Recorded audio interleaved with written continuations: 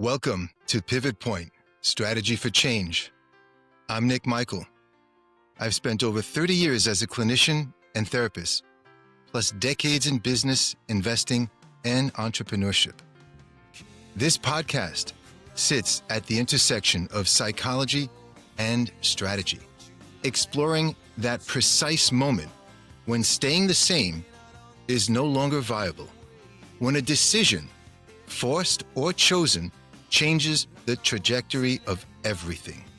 Some people are propelled by crisis, others pivot quietly, recognizing misalignment before catastrophe strikes. But all share one thing: the internal conflict, resistance, fear, and courage required to choose differently. That moment, that's the pivot point.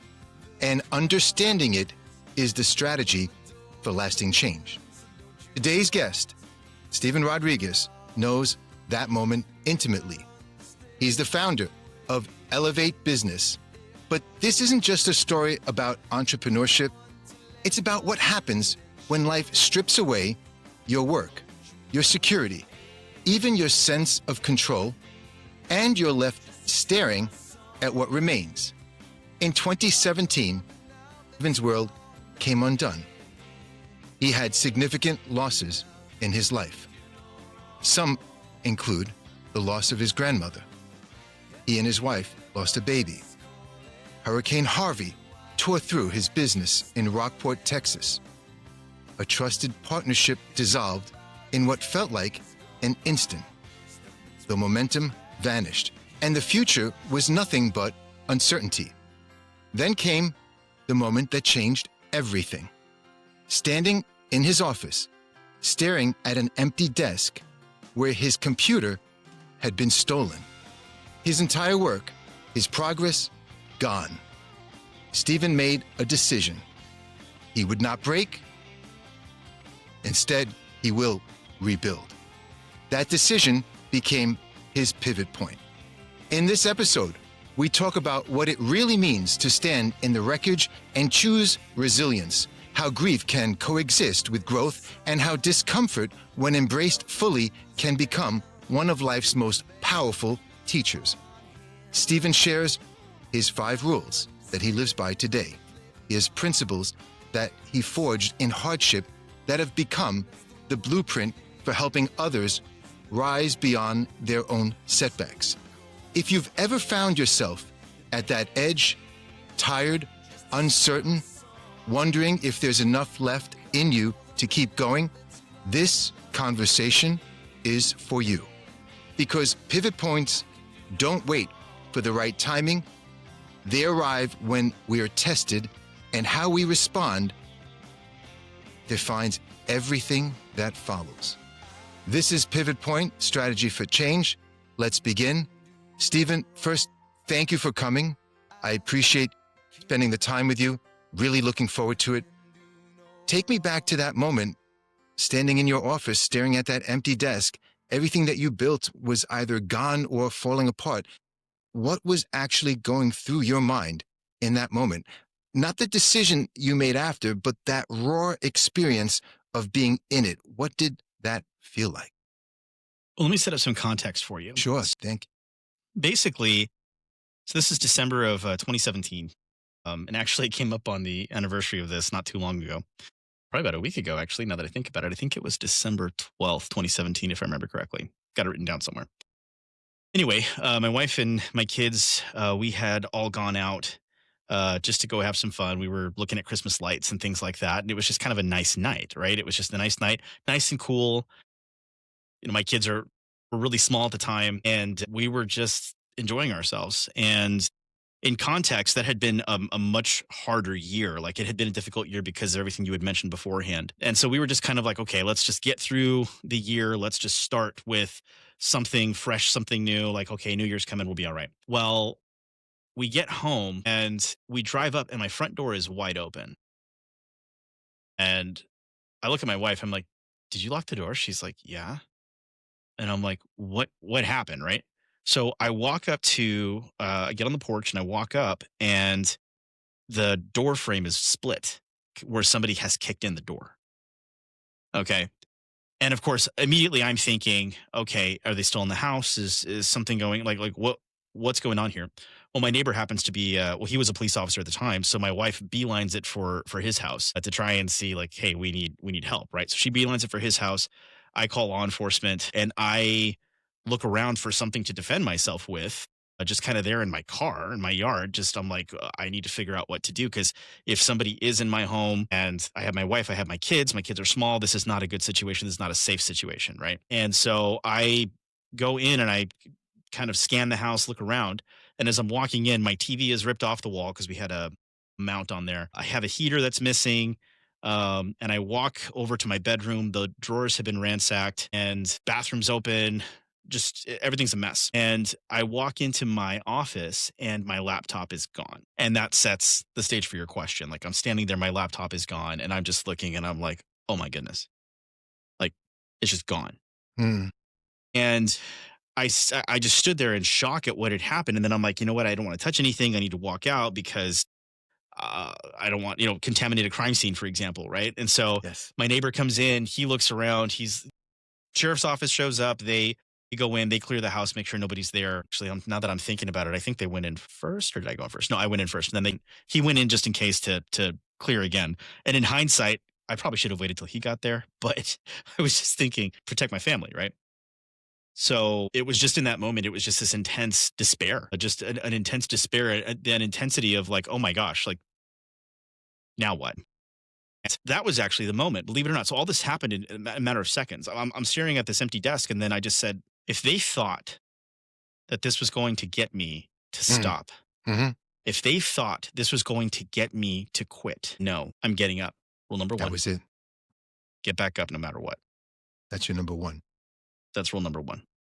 Do you wanna do you wanna go over some of the rules that you've Yeah, yeah. Well, let me give some and also context as to go how ahead, they go kind ahead. of. And also, I'm Yeah. curious for the listeners, how many of those rules did you internalize or realize later that you did at that moment? The first I three. think the first 3, right, that's what I The thought. first three. Yeah. You So mentioned it's the that. first three. So it's interesting because that was there's more context to that, but that was rule number one. Rule number one was get back up no matter what. That was the moment where that was like, I'm going to get up. I will rise from this. I don't know how else I'm going to do it. I have no idea how I'm getting to the laptop. I have no idea how I'm going to do anything. And the insurance had already replaced my camera equipment, which was stolen again from Hurricane Harvey. There's a lot of stuff that happened there too. And so that was stolen. I had to get a police report, get my insurance to cover that. And then the new equipment that I bought was then stolen in this subsequent burglary. And so I'm like, I don't know if they're going to replace it again. I don't know if my insurance is going to cover. I don't Yeah. know what's going to happen. Right. And I had a friend of mine that came over and he had been with us. I've known him, golly, since 2008, something like that. And so he's been a friend for a long time, still is a really good friend. JB, this is for you because JB, you know who you are. I don't mind saying his name. Uh, what he did was he came over. He's like, man, why does this stuff keep happening to you? And I told him, I said, I don't know. I said, what I do know is I do know that God has a purpose and a plan, and not that this was planned in the sense of like cruelty or anything like that, but bad things are going to happen. And no matter who you are, you're a good person, you're a bad person, bad things are going to happen. You're a good person, you're a bad person, good things are going to happen. That's called life. Mm. And I don't think it's in the purview of the Almighty to try and make human lives miserable because we have free will, we have choice, we have whatever it is that we decide to do. And it is through our free will and choice that we can make good decisions, bad decisions, etc. Right? Mhm. And whoever broke into my home made a bad decision, and it affected other people immediately.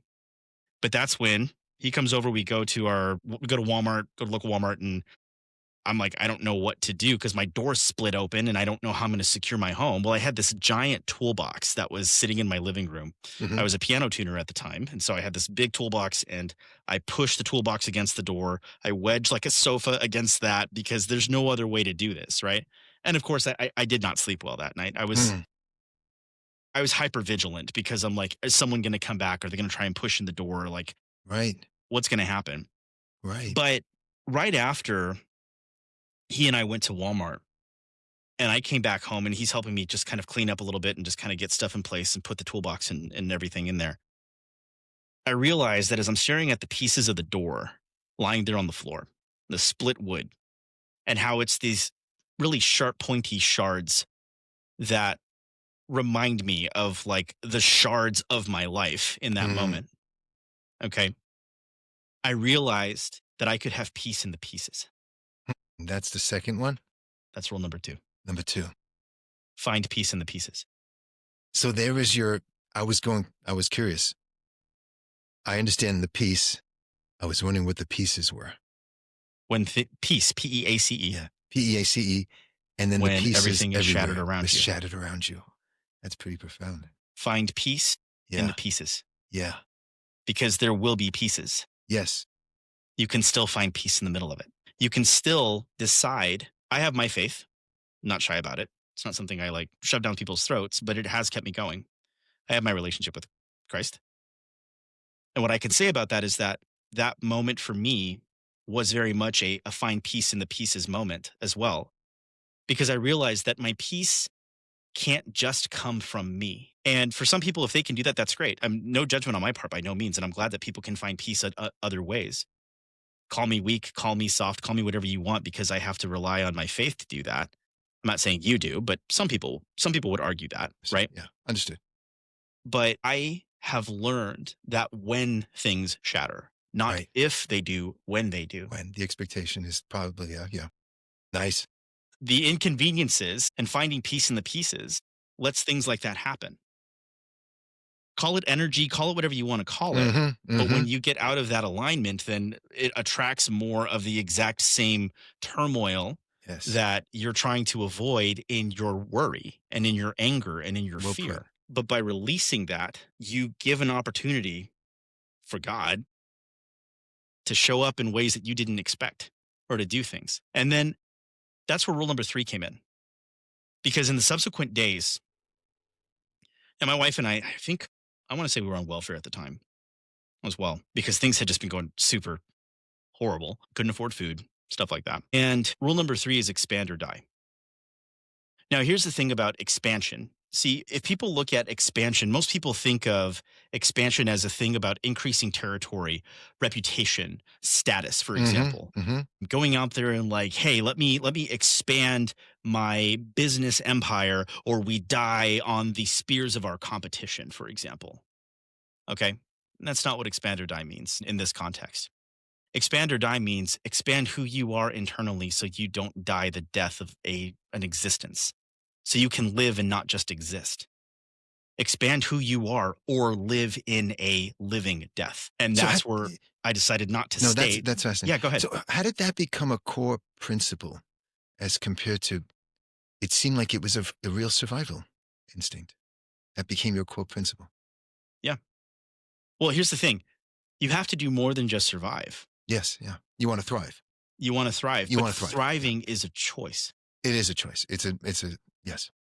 Most people believe that when it comes to thriving, that thriving is contingent upon your external circumstances. And to thrive is not contingent upon that. I have friends of mine that are multimillionaires and friends of mine that are multi-thousandaires. Okay. And those that honestly can't afford food on the table that night and they're not sure what they're going to do. And I know people on all sides of the demographic spectrum.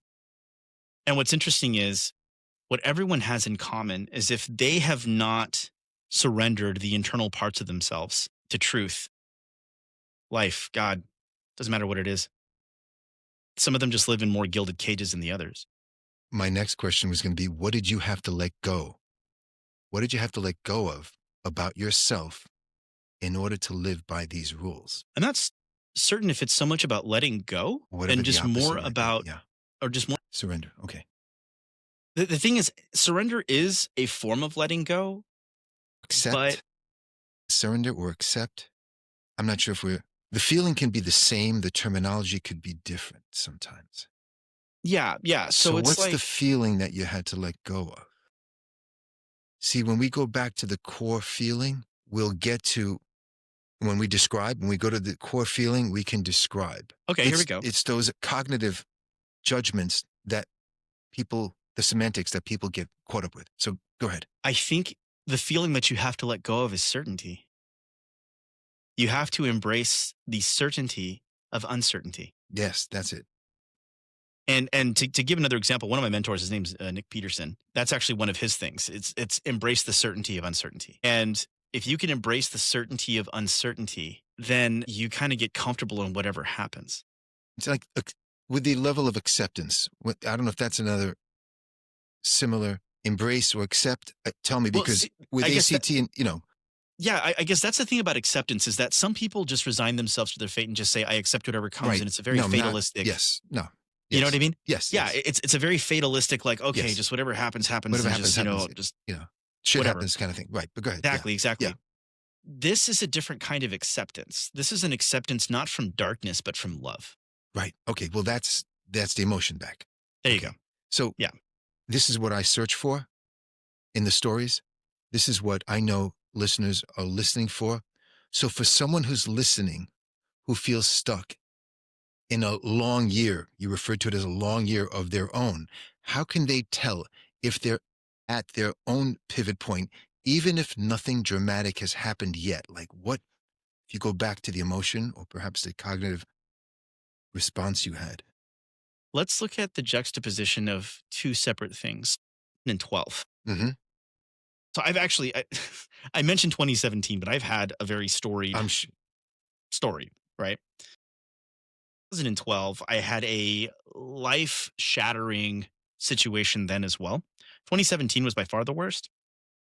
But 2012, just to kind of go, and I won't go into all the details of it right now, just for time's sake. But long story short, my core beliefs, my core view of life, my worldview was very much shaken up, and to the point where at the time, I had suicidal ideation. I don't anymore, thank God. Been many years, and I have a very much a zest and a love and a zeal for life now. But what's interesting is during that time, there was a desire for self-harm that I had.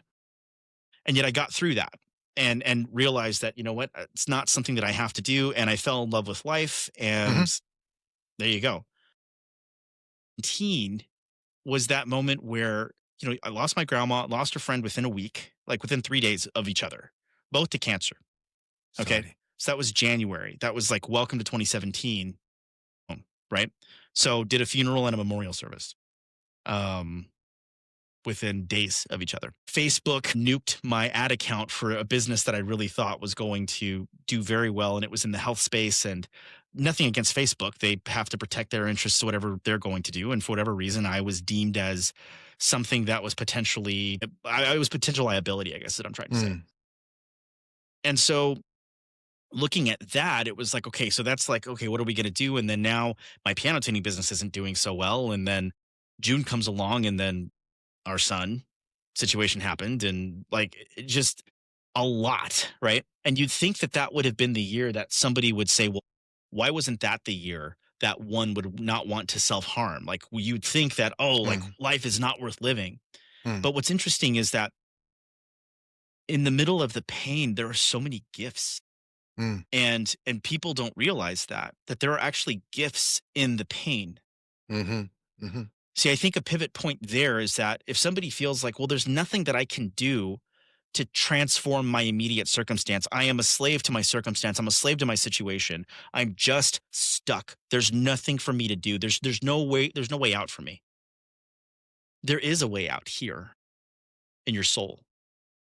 And I don't mean a way out in the sense of like, hey, let me jump planet, like get off the planet kind of thing. No. On the contrary, the way out is the way through. But the way through to say, God, where are the gifts that you're trying to bring to me in the middle of these circumstances? So and that's more of a decision that one has to make. Conscious. That's the point. Yes. It's a decision that you have to make at that moment. But that comes from where. So if you could go back to that pivotal moment in 2017 and whisper one sentence into your own ear to help you then, what would it be? Keep going. Things are going to look very interesting for you in the next decade. So looking back now, that decision, major change from that moment. Yeah. Yeah.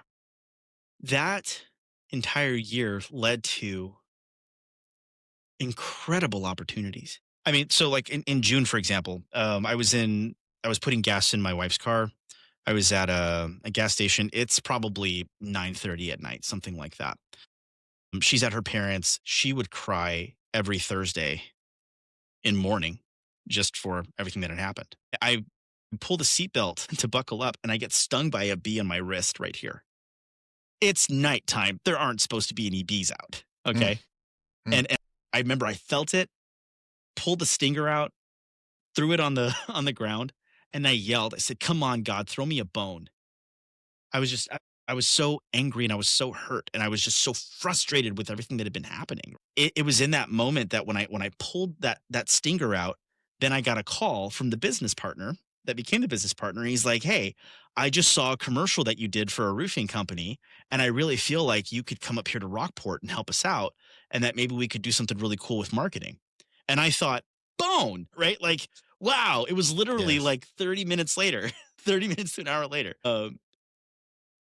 And then from there, okay, this is where it gets interesting. Like people think that the opportunity will present itself immediately and it doesn't. You may get an opportunity and that opportunity may be the worst thing to ever happen to you right after the worst thing that ever happened to you. Mm-hmm. Now, granted, losing our baby was the worst thing that's ever happened to me, but that one was a close second.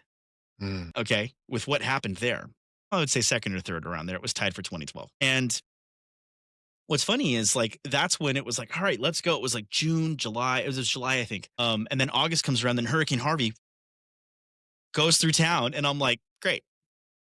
There were gifts in the pain. And what was really, and then one would think, okay, well, then where's the gift, Stephen? Like, where are the gifts in this? Mm.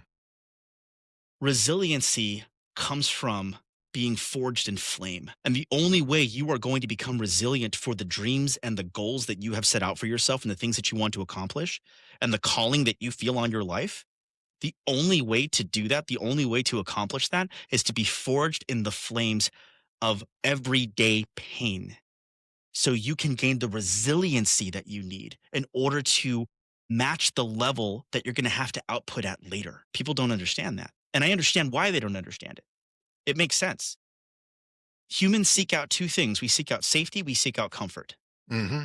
And everything we do is around safety and comfort, safety and comfort, safety and comfort. And the thing is that what we have to do is we have to learn to embrace the uncertainty and understand that not everything is safe and comfort can kill. It can kill ambition. So let's fast forward to now. Mm-hmm. Most of the choices that have been made were not physical choices that happened in my external world. These are all Right. internal choices. Right. That's a Okay. good distinction to make. Yes. Go ahead. Exactly. Yeah. And what wound up happening Because was the that outside is different than the inside. So go ahead. correct. Yeah. So here's what's really funny. That led to my business later on exploding in a good way. It expanded very rapidly. Then I went and spoke at a conference in Nashville for a bunch of business owners back in 2020, October 2020. That's what it was. And then from there, met this woman who's like, "Hey, I want you to introduce you to a friend of mine in Toronto, Canada." Great. So it got introduced to that friend. How you doing? Became friends, started doing work for her. And she's like, "I want to introduce you to someone who's a friend of mine in Florida." Great. So met another attorney in Florida. That guy, he and I became really good friends. I wore a Star Wars Hmm. Baby Yoda shirt, and he told me, look, he said the only reason why I decided to like even do any kind of business with you is because you came as yourself. You didn't show up and try to look fancy. You came as you, and I appreciated that. So yes, I'm working with this guy. Here's what happened there. He introduced me to some friends of his. We all became business partners. And we have some cool projects that I actually can't talk about because they're So kind of top secret, but it's that's great to hear Yeah. that. That's a side piece. I understood. Being yourself is what made major changes occur that you didn't expect. So do you see this pivot as something life forced on you or something you consciously chose in the middle of the chaos? I Thinking about the pivot. Yeah. felt the pivot was an opportunity Right. presented in the middle of the forge, right in the center of the crucible. You decide if you live or die. No one else. You decide if you're going to allow the crucible to refine you or to obliterate you. You have the opportunity to choose. And here's the thing, it is not an easy choice. Mm-hmm. It is a difficult, arduous, heavy, horrible, terrifying, mind numbing. Mm. Name every negative adjective you can probably come up with. And it is that. But if you choose not to go through it, which everyone has a choice, it's free will. Yes. If you choose not to go through it, you will miss out on the gifts that happen afterward. Because So then you it gives you a tender heart. It gives you a tender heart, but a tough hide. you mentioned and you've talked about discomfort and choosing the discomfort. What did the discomfort look like in real daily terms? What was happening? If that's a place you want to go. Yeah, totally, totally. The reason I sigh is because like I'm flooded with examples. I'm like, where do Oh, I sure. start, and how do I No, like? that just go Yeah, with what yeah, like is in like the like foreground for you. like, where do you start, and how do you pick from it? Okay, so um, can you ask me the question again? Well, you talk about choosing discomfort. What did discomfort look like in real daily terms, whatever comes to the foreground as compared to the background or Yeah, when you have people in your life mm-hmm, mm-hmm. that are well-meaning, friends, family, loved ones that see your suffering, and all they think about is, I don't want you in pain. So when you're trying to grow and you're trying to expand yourself, and they come at you and they're like, why are you doing that? You're in pain. We can see that you're miserable. We can see that you're struggling. Why don't you just stop this struggle? Why don't you quit? Why don't you do something else?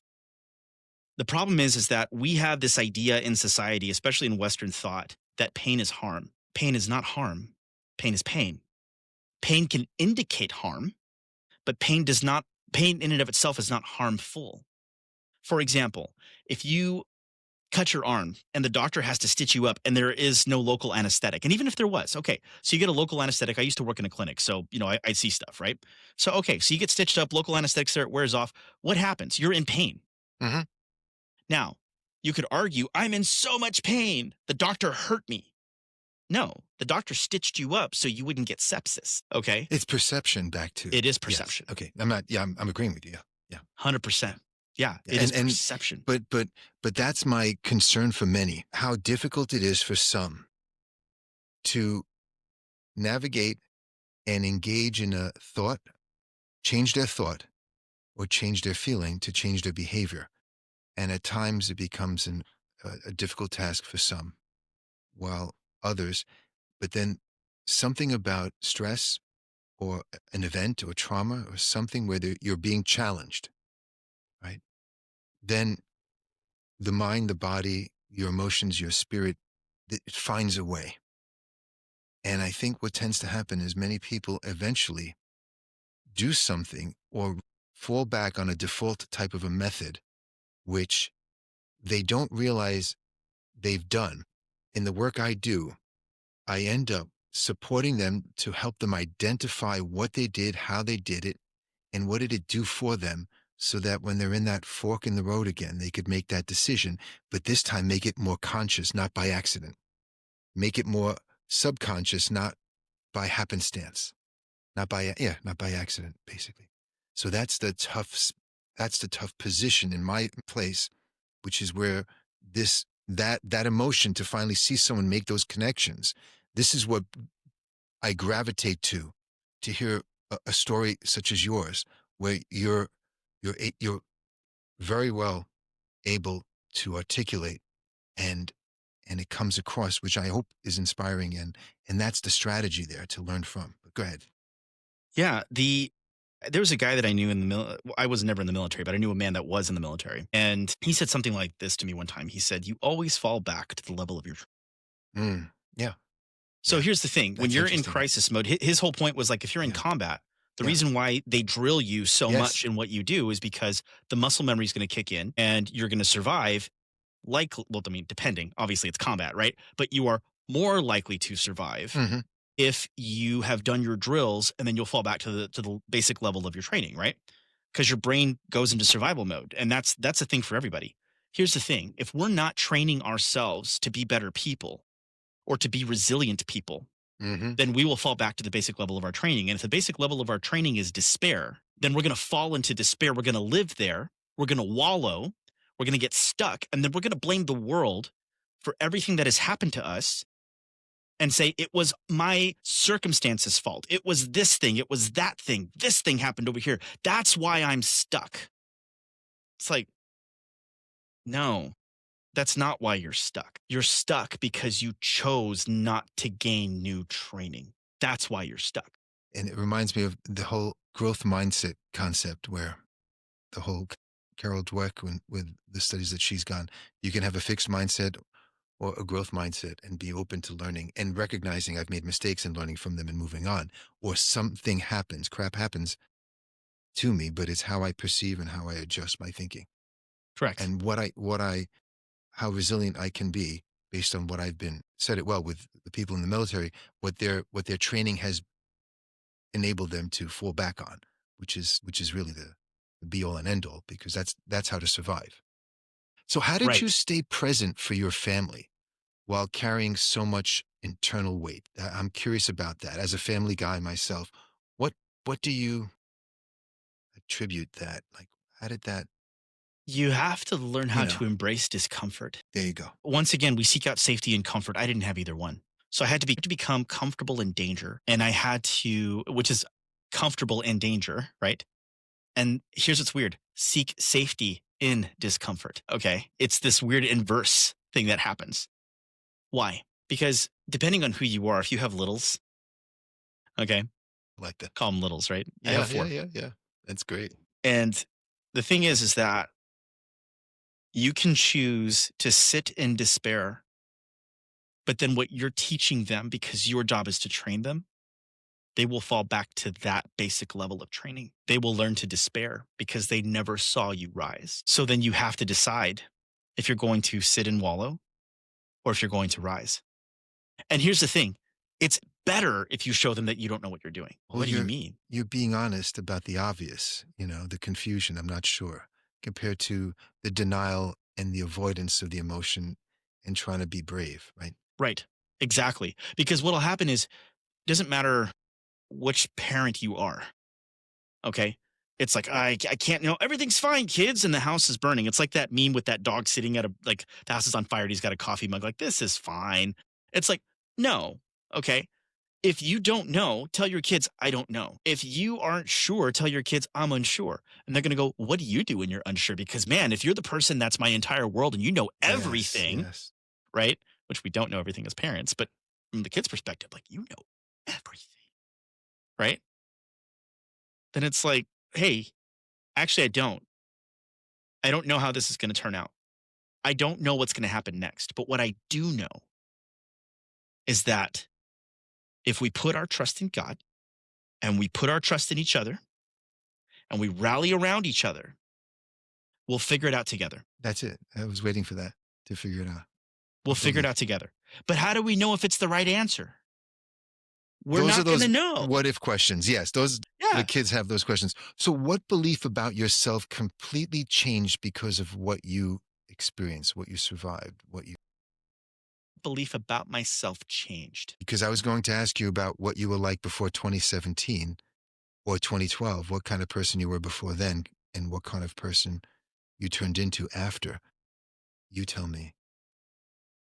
You I have whichever you gravitate to. Yeah, I was going to write a book one time called "Think You're Invincible," and then I was going to change the title to "Assume That You're Stupid." Hmm. Like kind of the evolution of things, right?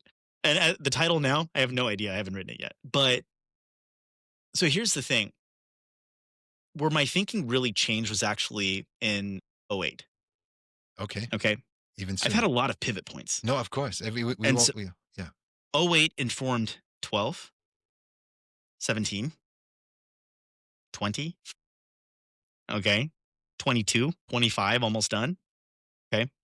That informed so many things. So here's what happened. Like I mentioned earlier, I used to be a piano tuner. And so I walked into this school. And the reason why I'm mentioning this story is because in your question of like, how did it change? The pivot point happened then. And what 2017 did was reinforce this even stronger. It actually solidified it. solidified it. Before it was like this amorphous thought process. And 2017 really made it solid, like, hey, I just got to keep going. Right. See what I mean? Yes. And So what's that, funny is because that to '08, and this will make sense in a second, get back up no matter what. This will make sense. Really solidified in that moment, looking at the computer and being like, what am I going to do? I'm going to get back up no matter what. Because I'd already done it. Here's what happened. So I was at a school in Brownsville, Texas. It was a Catholic school. And they had a piano that was resting on a bench and some textbooks. And it was a little tiny piano. They're called spinets. They're probably about 450 pounds ish, something like that. 300 pounds, 300 to 450, something like that. 250 to 350, that one in particular. It's a ball and spinet. And so I see one good leg, and there was a leg that was split down the middle. And I was like, well, I can replace these. That's what I do. And I didn't have my special dolly. Where you told them. And so I squat down and I reach around to screw in the good leg, and I feel the piano kind of start I to was waiting for that. shimmy a little Yep. bit. Yeah.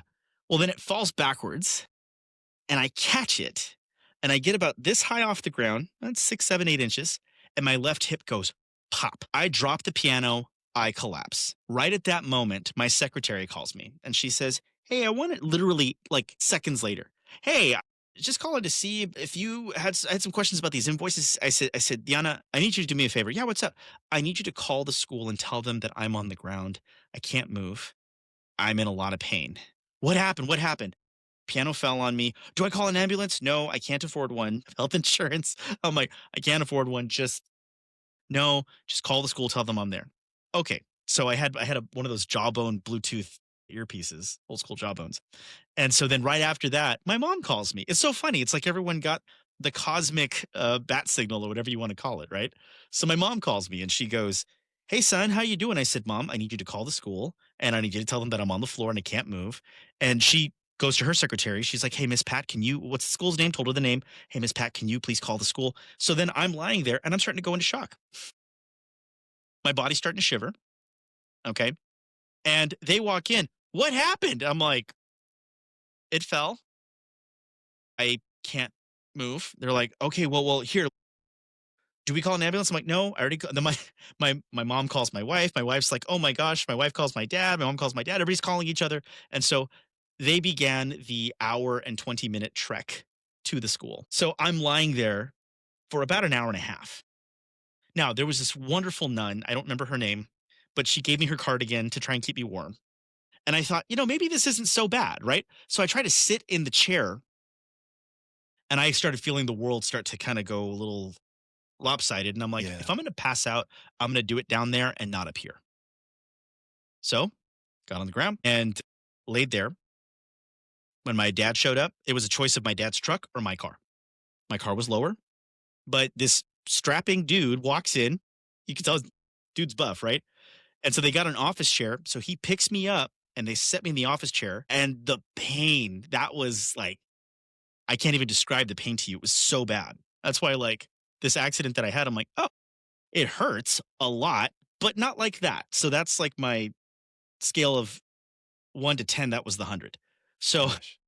so anyway, so every bump, every jolt, every little pothole, every little turn, I mean, just sent shockwaves of pain through my body. And then I sat in a kitchen for a week while my wife went out to work. And I just sat there thinking, like, what am I going to do with my life? And then we started looking at bills, and it was a really rough thing, right? And that's where the mindset shifted from I'm invincible to, oh, I can get hurt, but I can't afford to stay down.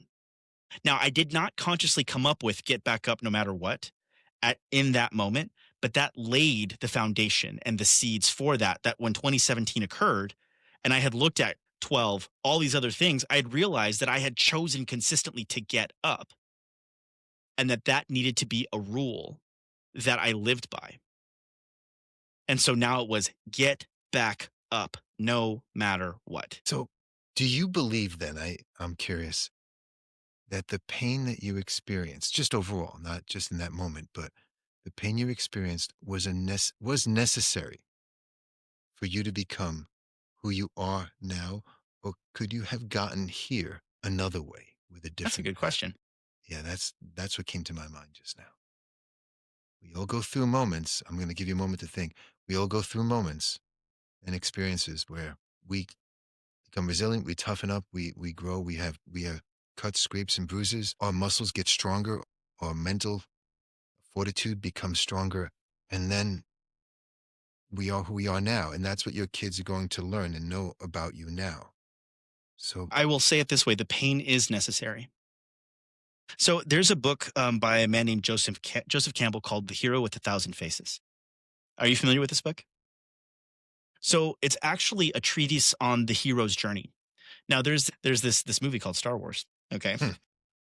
which I don't know if you can see my background or not, but a little bit of a fan. I'm And with I you on mentioned Star Baby Wars, so Yoda. don't worry. I was Okay. going to get to Luke later, but go ahead. Yeah. Okay, well, here we I go. have a Perfect question example. for that about that. So Here with a Thousand Faces, Joseph Campbell noticed that all these archetypes in nearly every culture, they all have this story, and there's actually this like story arc that everyone follows. What's really interesting is people whose lives have touched others have all also gone through this overarching story arc. It's crazy. And what's so beautiful about it, what's so amazing about it too, is there's this predictable pattern, okay, that you can actually go through and see. And it's that pattern that as you look at how someone's life follows that, the pain that they have, there's this part where it's called death. It's basically the bottom of the barrel. Like you're at rock bottom, excuse me. Okay. And you have the choice. And here's what's really interesting. The villain's journey starts at rock bottom, as does the hero's. Hmm. Okay. The villain's journey is one where they have gone to rock bottom and then they decide, screw it. I'm done with all of it. And then they become the destructive force in the lives of the heroes later on. Okay. Everyone hits rock bottom. Everyone has a choice. So what Luke does, okay, Yes. is Luke comes back and he says what? So he looks at Aunt Beru and Uncle Owen. I'm sorry if I'm spoiling this for people. Okay. Okay. I don't And think so so. he's like, Aunt Beru, Uncle Owen, right? He shows up and they are burnt to a crisp. They're dead. And so now he has what's called an inciting incident where he has to decide, what am I going to do? So he decides I'm going to go fight this evil empire. But then he winds up at the Death Star, and what happens to his beloved mentor? Okay. He turns into laundry. And he becomes an One with the Force. inspiration. Yes, the Force. Yes. Yeah. That's, Exactly. And then what happens? And then Luke has this epic battle and victory. And then the cycle starts all over again. Happened in Empire Strikes Back, happened in Return of the Jedi. yes. I was telling somebody about this recently where, he's in the throne room with the Emperor, and I can feel your anger. Do it. Strike me down with it. Right? Good old, Yes. was it? Yeah, forgot the guy's name. But anyway, the actor. Anyway, so that's what's funny about that is that people don't realize that, yes, the pain is necessary. It's something that you have to go through. If you're going to go through pain with purpose. Well, you're basically going back to embracing it, however you put it earlier. Find peace in the pieces. Pieces Embrace, and like, pieces, yeah, embrace. exactly. I call it accept, but yes, I don't mean like I like it. I accept, Correct. acknowledge. Yeah. Yeah. I don't have to be happy about it. Nobody's happy about it. Right. I don't have to be happy about it. You can't stay in denial. The hardest thing I find is moving someone from denial to the next stage, of anger and depression or bargaining until they finally reach that acceptance. That's the reference I make yeah. Wow. So just to bring this back home, the dark side that Luke had to confront, what was it like for you facing your dark side? And then what compelled you to not go dark? And I work with a lot of kids and they go very negative very quickly. Oh, we lost. We're losing 4-0. It's the first minute of the soccer game. We're going to lose. And they're negative. It's the first inning. We give up 9 runs. It's the first inning. So, Yeah. and the reframe, how did you reframe? If I bring it back to, see, people go through and use methods that are kind of CBT methods or ACT or DBT, all the acronyms, all the behavioral, all the psychology terms. They don't do it consciously sometimes. They do it out of desperation, out of frustration, out of fear. And that compels them. Sometimes they don't learn from that. But those that do make every effort to implement it again and again as they need to, because now they have had a template to work from. So for you, what was that? You're facing the dark side and you can stay or you can go up and go down. I had a staff member years ago that used to work for me, and he said, "Dude, people have really screwed you over, Mm, and you still love them. mm. Why?" He's like, "If anybody has a reason to be angry, bitter, hateful, it's like you have every reason to do that. But where do I go from there? Right? You're saying, if I'm going to be angry and hateful, then who am I But going to what be? happens next? We all What? experience it. Yes, that's yeah. The thing that you have to decide in that moment is, can you live with who you will be afterward? And can other people live with who you will be afterward?" But here's the thing: when someone, I'm not a clinician, so this is my strict opinion. But in my opinion, when somebody is narcissistic in nature, okay, and they choose the dark side, I got you now. they choose the dark side because they look at it and say, now I have power, which comes from wounding, right? And actually, back to Star Wars, Anakin Skywalker, you turned her against me. Okay. And you've done that yourself, Anakin, right? Like, sorry if I'm spoiling this for people. Great movies. You should go and watch them. It- Anyway, but it really is an analog for life because that's a moment where it's like, okay, how much of the things that I'm going through are because I made bad choices that led me into the so you're circumstances talking about taking responsibility. exactly Exactly. that yes. are now bringing me to this place where it's like, okay, now granted, losing a child, business partner, all that kind of stuff. But you know what? Even there, I think it was Maya Angelou that said, when people show you who they are, believe them. And the business partner showed me who he was, but it just didn't click for me. But even then, I don't allow the thing that also that is the excuse that I make for things Mhm. that I do clearly miss sometimes. Mhm. See, I guess that's the decision is it's taking responsibility for Yes. yourself and saying, I Yes. am going to decide, can I live with myself? And the narcissist will say, yes, I can live with myself because now I have power. But if somebody builds their life on love, love for people, love for humanity, love for each other, okay? Do unto others as you would have them do unto you. What a concept, okay? If people have that kind of love, I couldn't live with myself if I allowed hate to consume me. So no matter what, even like the former business partner that did horrible things, I've forgiven him. This is going to sound crazy. I love him in a way. I wish the best for him. I hope that he finds whatever peace it is that he's trying to seek out in his destructive behaviors and that he pivots and turns his life towards something so much better. Maybe he already has. I don't know. We haven't talked in God knows how long, but it is the personal choice to say, I get to choose who I'm going to be. And when you face the darkness, you can say, screw them all. I'm just going to hate. Go ahead, do that. And then you'll find yourself consumed later on. And where do you go from there? Exactly. You'll find yourself consumed later on. And then the people that you are trying to eventually love, or the people that you might even fall in love with, or maybe even there's a romantic relationship, for example, that someone is presented with, that hatred will consume them so much that it will consume that other person. And that other person will be repelled completely and say, I can't, because the hate and the love are not compatible forces. They don't blend, they repel each other. But what the difference is when anger consumes, it consumes in total darkness and causes destruction. Right. When love consumes, it completely overtakes anger if someone lets themselves be overtaken by love, and it repairs and rebuilds. Yes. Well put. But it's always the choice of the individual.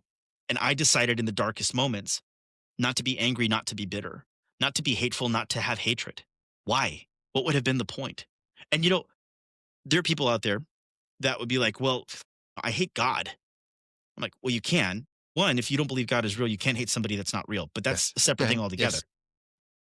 But aside from that, if you're operating in hatred for whatever, I hate them because I was abused as a child, or I hate them because I was this antagonized situation. I hate because of insert reason here. Go ahead. And then you reap what you sow. Resiliency comes from love, not hate. Exactly. No, well put. Stephen, I've got to tell you, this has been a wonderful experience hearing your story. It is just a pleasure. I look forward to, if we have an opportunity down the road, to explore some other pivot point moments that might have impacted your life, to have continued again. I want to mention that this has been something that I know our listeners are going to be really inspired by and motivated to take a closer look at themselves. And I want to thank you very much for spending time with us here on Pivot Point Strategy for Change.